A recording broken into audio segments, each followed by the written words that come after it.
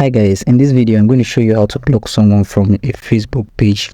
Go ahead and open Facebook and switch to the Facebook page. You can do this on any page on Facebook by tapping and holding on the profile picture on the top right corner of your screen, and you see your profile and pages. Tap on the Facebook page you want to switch to, and this will bring you to your Facebook page. Under your Facebook name, you're going to see the numbers of likes and followers that you have. Now tap on the numbers of followers that you have, and this should list all the followers on your Facebook page. To block someone from your Facebook page, tap on the three dots beside their profile picture and then proceed to block them. Now when you block someone from a Facebook page, they won't be able to see your post, tag, invite or message your page, and if they follow you, they will be removed.